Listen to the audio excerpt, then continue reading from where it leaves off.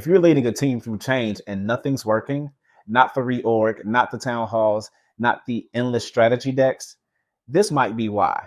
I'll show you how Simon Sinek's Start With Why didn't just inspire me, it saved my client's company. And there's a twist you won't expect at the end. You want to turn your company around? Let me save you a few $1,000,000 in consulting fees. Don't start with a new strategy. Don't start with a reorg. Start with why.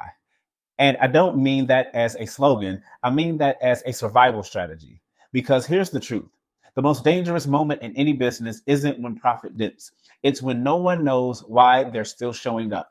And until you answer that, nothing else works. Start with why isn't motivational fluff. It's operational armor. Let me tell you about one of the first executives I worked with. Revenue was flat, morale was lower, turnover was through the roof. So what did the board want? A flashy change initiative, new KPIs, town hall meetings with buzzwords and empty promises. And they tried. They really did try. New logos, new mission, even a new building lobby. Guess what happened? Nothing. Actually, it was worse than nothing. They burned out the few high performers they had left because they asked them to carry a change that had no soul. It was then when I stumbled across a clip of Simon Sinek's YouTube. You've seen it, the golden circle. Why, how, what? But here's what hit me like a freight train. They spent months designing the what. They argue endlessly about the how, and not once did they consider the why. Here's the part you won't hear in most boardrooms. Corporate culture doesn't die from poor strategy. It dies from purpose starvation. And most change efforts fail because leadership skips the one question that matters the most. Why does this matter to them? The people that actually do the work, not the shareholders, not the executives, the frontline humans holding the whole thing together. Culture surveys won't fix it. A reorg won't fix it. Another value poster in the break room definitely will not fix it. So what will? Giving your people a reason to believe again. And this is where Sinek's idea becomes more than just a TED talk. When they started rebuilding with why at the center, something strange happened. People stopped waiting for direction. They started creating it. Departments that never talked began collaborating. Middle managers stopped hoarding information and started mentoring.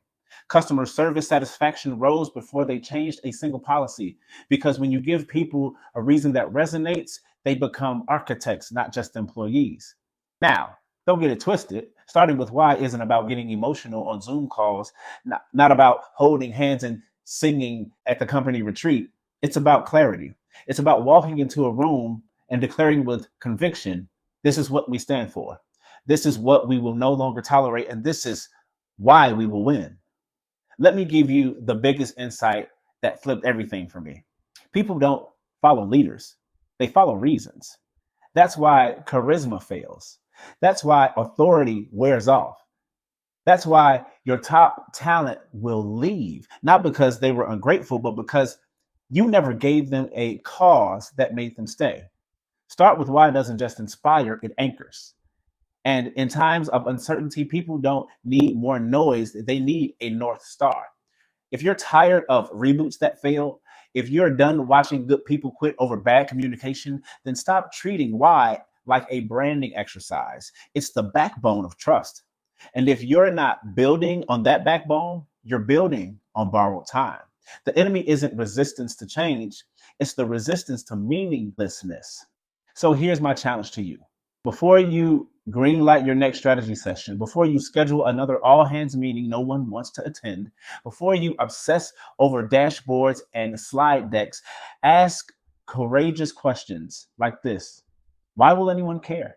Answer that, and you won't just lead change, you'll ignite it.